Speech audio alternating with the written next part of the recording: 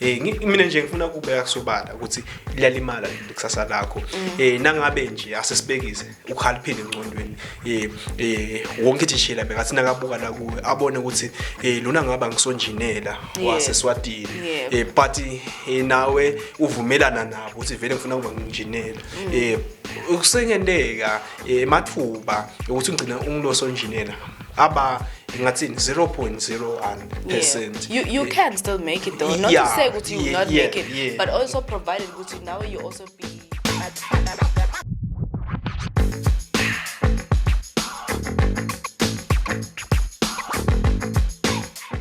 What's up and what's happening in Swatini? My name is Anda Mama and welcome to another exciting episode of The Hotspot. And today in Mbukile Ekhaya, we're definitely talking about a very important topic called understanding teenage pregnancy. Mbukile Ekhaya, the reason why I really want to talk about this topic is because I believe that it's a very important subject to talk about, more especially because it affects the young people in our country, and not only in our country but also worldwide, and it's actually very important to actually understand both its causes as well as consequences. Joining us today is our young guest, and I believe he will share his own perspective on understanding teenage pregnancy. But before we get there, I'll let him introduce himself. Thank you so much, and sibonga ke nakuye Mbukile Ekhaya nanamuhla so nihlelisane naye ke siyabonga kaDlamini lothanza kunike tonke letindlela angifile ukuthi ngikunike ama option abanenge Mbukile Ekhaya ngenzela ukuthi ungafike esigabeni sokuthi bese songeda lokungasiko uyabona lothanza ungasho ukuthi ithulasi. Thank you so much siyabonga, but before we dive in deep, I believe you had a good week. Did you have a good week, Fele? I'm looking wongubuta ngajabula. Stop it, I always ask you this. Stop it. Mbukile Ekhaya ngisho ukuthi leviki lami libe impumelelo kakhulu. Ngikhonile ukuthi etinye izinto udifunze letinsha benze ngikhonile ayanda ukuthi letingcinamba lengihlangana nato letinye ngikhonile ukuthi ngiphumelele kutincoba even though kunaletinye leti sisekhona ngoma ma challenges wena ayanda ngaphela singede sasho sesempilo empilweni vele ngelilanga nelilanga ingakho lisho iBhayibheli ukuthi ke ungakhasadeki ngelisuku kuthi udodlani ngoma lilanga ngelilanga linethi inkhasathi udalo ayanda lokusho ke ukuthi ke ilanga nama challenge alo kanjalo ayanda liveki lami libe ngilelihle kakhulu ngiyambonga umntana kuloko. Oh wow, that's amazing.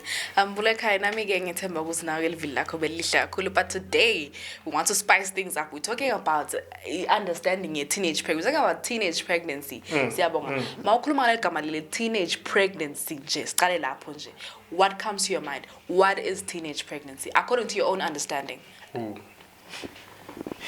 Yathi ngapho sengasho igama lingasilo but ke asengibuye ke ngizame ukuthi ngiphe umbukeli lokho lengicabanga ukuthi kungiko ngoba lolo lwazi lenginalo nasikhuluma ngayo ke teenage pregnancy.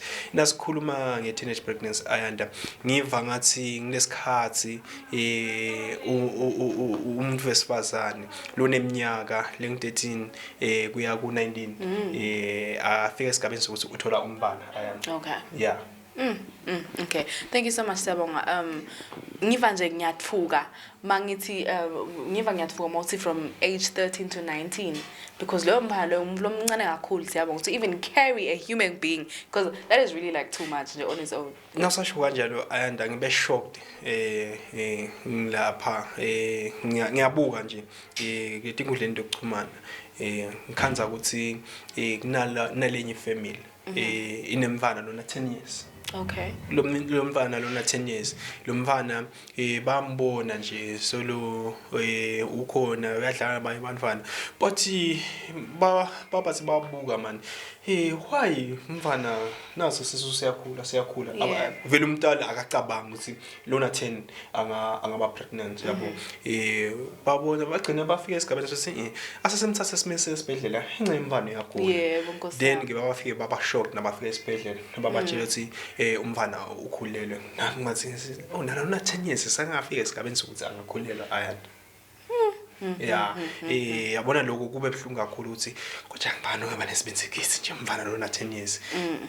But wena siyabonga leti invite kanjalo siyabonga kumele udibuke in a way ukuthi kwendeke what caused that 10-year-old to be pregnant, because mawuthi wena 10 ngithi nje ezibamvu labadzala masisemva sihlapha sesiyayibuka umfana 10 umitha njani kwendeke because umfana 10 wena siyabonga awumcabangela ukuthi so wenda tika. So you might find yourself maybe it's rape because you never know. Yeah. You see, because you never know, you know. So anything can happen. So Mbugelekai, right now we're talking about the causes of teenage pregnancy. Okay. First things first, when I say you just talked about umfana 10, right? And I don't think umfana 10 can be intimate, can have sexual intercourse. So what I'm suspecting is rape. Because in the bamfu nasiyabonga la ngaphandle labakhohlakele, but they go for these young women and baba babashiye kanjalo, and which is very very painful because leyo mfana lona ungathini in this context even nalendvo la kayendawo nangabe asengithi nje ayanda ivele kube ngumuntu lomdzala lokangana mfana nalendvo la kayendawo aka understand ukuthi wenda ini. Yes, age of 10 Yeah. So the second point of the causes of teenage pregnancy, when I say sometimes we are influenced by our friends. Peer pressure plays a huge role. From ages from 13 to 19, peer pressure has that influence whereby you may find yourself being pregnant at the age of 17, no at the age of 16, because of the influence that you get from your friends. Thank you, and I feel like you've been wanting to say it. Friendship. Yes. Ngathi ke mina ke yabona yabona lento lenza bayibangani ngiyele ngakudidela ukuthi ufike unasanya ube nemfana. Yeah. Lesigaba lesi sokusela ku13 uya kani yabona ukuthi umngani ngakho nje le mfana ayanda izibuye ukuthi azimntali mfana wami bangani bakho akubede incwazi takho. Yeah. Uyabo uyathi ukuthi vele thina sibangani but bahlaniphile man thina sibanivana bese sesibabangani sidonselana eweni ngaso sonke isikhathi asikavami ukuthi sisho info le kahle ngalokuthi vele leti ingqondo nato tenda lokungangato. Yeah. Uyabo kungako ke umntalathi ke khweshe banganini find healthy friendships. It always goes back to our topic last week. You need to find a healthy friendship whereby if umngani uyakhutha hey mngani wami so busy na job business or business busiso mngani. That's literally what I wanted to say last week. Say guys, have a friend who can call you to order and say mngani wami siyabhesa ke nyalo no sahambi kahle lesicuku nje lesi sebamfu asafuneki lokuthi nje wena sume nasibani ba not vana nje lapho akukhuthe umngane wakho akukhuthe you know yathi sike lokho kutokulidela ukuthi ekseni umithe akutshela iqiniso nje which is true. Ngijabulise umngane wami ungijabulise ngokuthi ungitshele iqiniso ungangijabulise ngokuthi ngifuna ukumjabulisa ngokuthi ngimyenge sachubeka wena mngane wami vele kutolunga no kude kutolunga mngane wami le ndlela senenda ngayo nasibani wanisafunza vele nje kude tuphumelela kuloko nalendele nendako akuhambisana nenzaba ekufunza. Ayime le ndlela leyo nangabe ingemi mngane wami ngiyakushiya. Ngisaba ukumshiya umuntu ngasho ke naleve phelele mbukele ekhaya mshiye nangabe ubona. Definitely. But okay, we're talking about teenage pregnancy right now. We're focusing on the causes of teenage pregnancy. Siyabonga. Yeah, ayanda ngiyabona sesikhathi siyahamba but ngifuna keda lapho ezi ayanda sachubeka nje sibuka indaba ema causes. Yes. Lokunye lenkubonako asiva ezinje beside lokuthi kutoba nebangane batos influencer ngake ngabukela ka TikTok ngalelinye ilanga ngibukela ukuthi kuthiwa kube bathi ke bantu ifune bese bangani bakho sibonathe ukusiphatha ukubamba ngenkani bese kuba khona lutana libhodlela lakunathisa ngenkani but ke nangabe libhodlela liphakamiswe nguwe wanatha nangabe nguwe lo decide ukuthi inyalo ngiyalala abafaki bangani bakho kakhulu. Yes. Kona bakuvetile wabe sesuyacabanga wasona ukucabanga wabe sesuyabuka wena ayanda ukuthi lento kube uthi na uyenda wabe sesuyikhombisha nale mithetho yebatali bakho ngiloko kutokusita kakhulu ukuthi lele ngikwenda lokho wathi make ngingakwendi kusho ukuthi angingakwendi ngaleyo ndlela ke itokhanza ukuthi awusangene ile thing with abo teenage pregnancy. That's actually lovely. Siyabonga nalokunye lengafuna uku-add on the causes of teenage pregnancy, something that I've also observed ukuthi labanye bamfu na siyabonga bakhona batali labangabanaki bamfa babo. Oh, okay. Whereby umtali uvangaza ukuthi njena just because yena sewushida ukuthi hey mfana nami ungavuli mathanga ungamithi nasocecisa like yena socecisa ungedli izipho bafana yaba asho say baso ngihamba udubula ngoma ngikuphi yabo.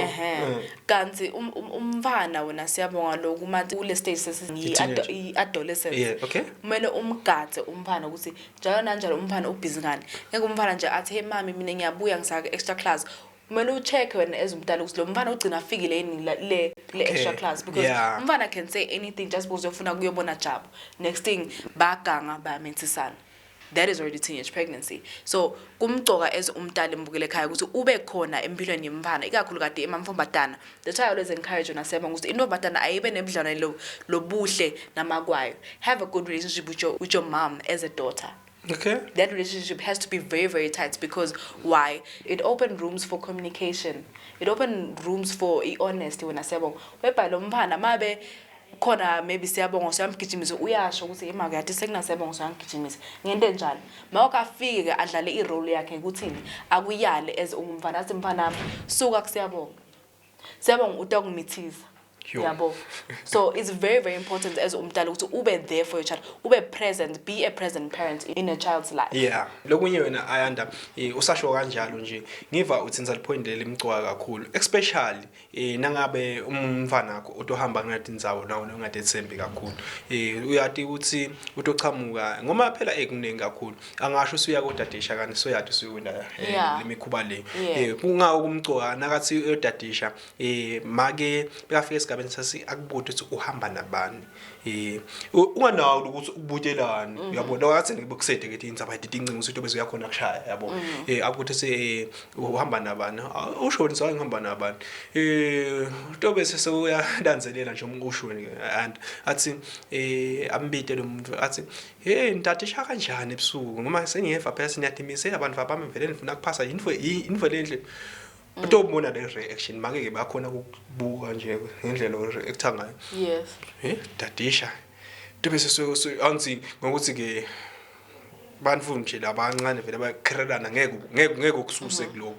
Tobese siyakhumutha ishukuja vele. Ya dadisha kahle ubonile ukuthi akusiye tova ngosakufika kubite dingene ngale ngene.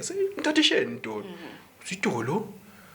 Unawo seqhamuka ukuthi no itolo njani ngoba nje nakakubuthi isidatisheni nawe abe wathi sibendathisha awube sidatisheni methi make sadathisha nanga kuphelele then ke kungawo sithi ke umcoka vele ngiyacizelela ayanda umcoka ethini umntali alandzelele akusiye nje ukuthi atshele ukuthi ungalali nabe ulala udomitha ngame wona ulala udothola in nan yabona le nto le akusigcina lapho. Landzelela vele ukuthi akwendeki lento loyishido umfana vele uyahungeka. Yeah. So siyabonga right now because isikhathi siyahamba I want us to talk about the consequences of teenage pregnancy. Ngilame magama mbukele ekhaya ngithi yini imithelela lebangwa yi-teenage pregnancy. Wena siyabonga ukucala nje lengakusho ngile stigma, le social stigma. Leso stigma lesishemsolo sisekhona. Yathi kubhlungu mbukele ekhaya kuhlekwa. Okhuluma ngoyamthusa ayanda. Qhubeka. Kubhlungu kuhlekwa bamfu ukuthi wena sofuce sizi. Mama bathi bamfu bayakubuka wona siyabonga base bayabuka bak-analyze babona usona 16. Mawusadlula lapha ebhasi ngoku umvukucuka nawo. Usingena bakise noma usize udlule ebhasi ufakena ne-uniform. Wonke umvukucuka nawo. Ufuce sisi. Yeah ayanda uthi nzal point akusikho kuhlekwa lokho and akubhlungu bamba. Ngiyakubhlungu kakhulu. Uthi nzal point leli bhlungu lento bese seyisala ngawe. Yes, especially you girls. Lento bese sokuba ngathi nje vele nje wena vele abantu sabakwenyanya kana akusizi abantu bakwenyanya. Bayamangala uthi njani nje umfana esikolwa abese sokufika esigabeni sokuthi angakhulelwa ayanda uyabo. So yebo ayanda manje ke vele ke ireaction yabo ito bona ba react normally nabakubona ukanjalo wena ubeva ngathi sebayitselile sebayaqala nikubona umuntu lokhulele ngoba bese soba nenkani yeah soba nenkani no but I feel like awubi nenkani nasebonga I feel like udiva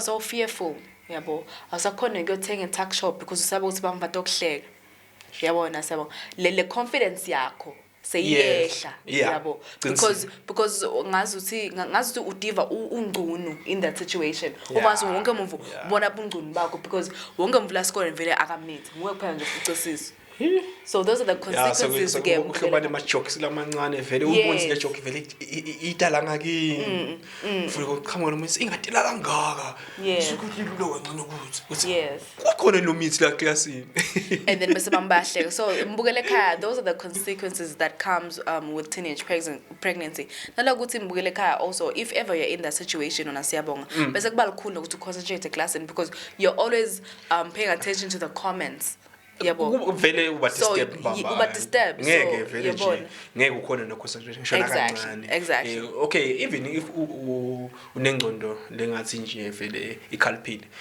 vele but to disturb kambaba mama yakho isikhathi ayehla khona lokule bofuna ukukeda under consequences yeah ayanda lokunye ngikubonako ayanda lokuba ngumthelela lomkhulu lapha ayanda nangabe sofike lesigaba leso kube seliyalimala lekusasa lakho or else labanye bese bayazama lokuthi bese sebaya kungathini bakubhacisa base uba delayed mina nje ngifuna ukubeka kusobala ukuthi liyalimala lekusasa lakho nangabe nje asesibekise ukhaliphile engcondweni wonke tishela bekathi nakabuka la kuwe abone ukuthi lona ngaba ngisonjinela waseSwatini but nawe uvumelana nabo ukuthi vele ngifuna ukuba nginjinela ukusengendeka emathuba ukuthi ungcina ungilosonjinela aba ingathini 0.01%. You can still make it though. Not to say that you will not make it, but also provided that now you also be 10 steps ahead. Meaning that lama so fucele sisusa high school. Make sure that incase takho now phise futhi you excel kahle esikolweni. You always uphuma ngama merits. Kungakudisturb ukuthi uthwele. Kwengeda ayanda kulento lesho. Lenfo le yona ayanda ingafika esigabeni sokuthi uthi khanse sophuma esikolweni. Nangabe vele umfana lo week usophuma esikolweni so vele ungasakhona ukuchubeka nezifundo zakho waze waqala ke wangakhona ukuchubeka nezifundo zakho vele lisasa lakho selilimele ngeke samthola lo njinela kokuqala lokho even ngoma songathi uyayizama impilo ngeke isaba melula ngalokuthi ngomfana umele uzamele umfana kuqala so le yakho impilo bese iyema leyo ngiyibona into okay yeah nalokunye embukelela ngakeda kule ma consequences labanga teenage pregnancy wona siyabo ngaba kusho ukuthi sometimes bamfu they are not educated well, they lack education when it comes to sex in specific hlane bamfu labasabako noma ke batala basaba ukutshela bamfu abako about noma ke ukufundisa umfana wakhe about sex okay ukuthi sex ayendiwa noma nangibani nabani yendiwa iBhayibheli liyasho do it when you're married uNkulunkulu nje wasiniketa lemfu yabo I like that mom cooking so ngumntaka ngumkhokhela yabona uyena mawushadile mbukela why because wena siyabonga lemfo le ingeke ukuthi man bamvula basha man abesangasase kunekani masomncane nje lengcoma ngathi yasangana iyahamba whereby vele so uvaza uthi vele yonke imvo so yadecidela wena ngekwakho kanti lemfo le yashiwo ngumdali himself. Do not have sex until you're married to prevent such things from happening yabo because njengelo masothoyele sisi wena sabo njengoba bo usho so uyekele esikolweni so umele uyekele nje wena so unako umfana namfanzile mfanzile so ubalekile yabona nje ingcinamba nje iningi nje leto.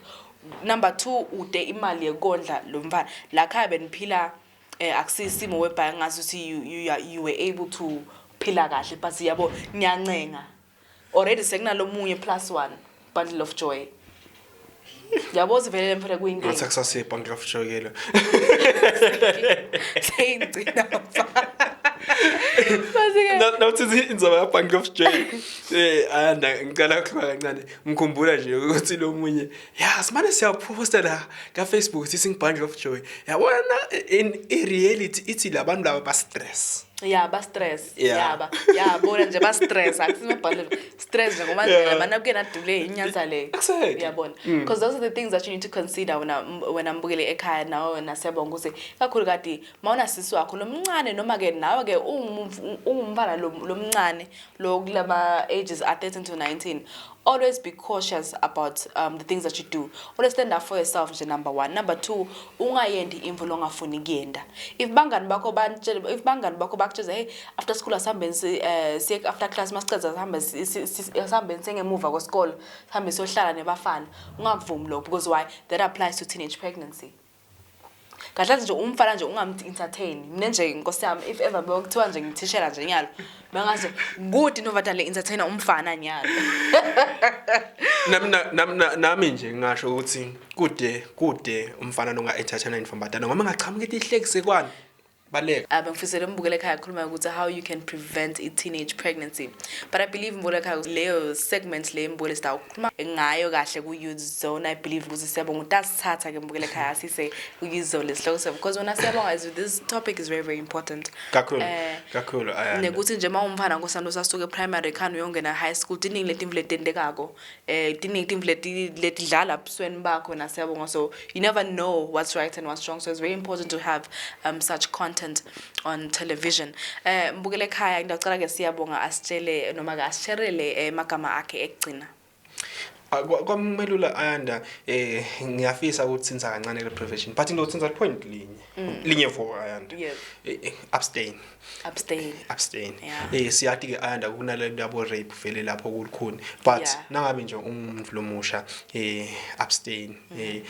Ngiyathi nyalo kona abasamfaka lo abstain sebathi ke use healthy sex inakusanyana yabona into for that but nje kuze lento ungatodiva nawo guilty nawucitha kuyenda ukuthi ngabe angamithini ngoma ngimithi vele ungayendi ngalawo magama ami lengiwasho kwa ayanda bese seniyakhumbula ke abantu abasha bese njengoba nje kuyi weekend wonke umuntu akalala embhedeni akathenga ngobaba wakhe yona. Nkosi yami amen siyabonga mbukele ekhaya mina lengakusho noma ke just to run through what we were talking about mbukele ekhaya we were talking about the causes of a teenage pregnancy sike sabuka ke lapha mbukele ukuthi ke letimve tibanga ukuthi bamfana bamithe basesebancane ngilokuthi wena mbukele ekhaya baba nayo ke le influence ye peer pressure chama ke kuyibo ke ebangani lokuyile sekubukile mbukele ekhaya sibukile ke ukuthi ke lenza be teenage pregnancy mbukele ekhaya iswale ebatalini whereby batali have to be there you need to be there mfaneni wakho lomncane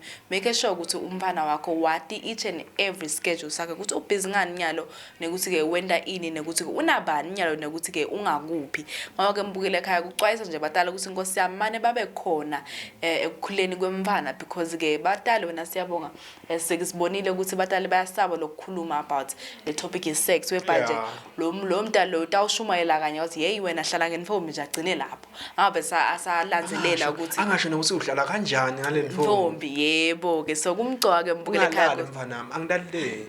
Yes so kumgcoka ke mbukeli ukuthi umfana wakho uhlala umlanzelela ngaso sonke isikhathi sabasake sesiyehla mbukeli ekhaya sabuka ke ema consequences of a teenage pregnancy lapho khona ke mbukeli sabona khona ukuthi cha i social stigma lapho khona ke sawutfola ke mbukeli ekhaya sayahleka uhleka libandla labanye futhi labangangani ngenzaba teenage pregnancy because ke wena sawufuce sisi lapho khona mina nasiyabonga sibese sabuka ukuthi ke sothi utfola ukuthi i confidence yakho bese seyehla kakhulu nekuthi sobabede nje le umvu yekuchubeka uphinde futhi uperform because wonke umuntu ubuke wena nalokuthi ke wonke umuntu uhleba ngawe so that thing is always really confusing nekuthi mbukele ke lokho ke mbukele kutakubangela stress azakhona ukuperforma kahle incwadzini so it's very important to actually not have sex. Mbukele ekhaya mnekele ngakusho ke namuhla njengoba ke sengihamba ngasho nje ukuthi ke going back to Sabia's response ukuthi people should really abstain. You do not have sex nje the fact of the Bible to have sex once you're married lisho nje kona asisilalele umdali mbukele ekhaya silalele baba wethu because also God is our father asisilalele baba wethu asezulwini asisimlaleleni you do not have that up until you are married. Ngoke mbukele ekhaya mina ke andamamba ngifisela ke lihlele lihle tawulandzela phindze futhi ke nisaleni kahle.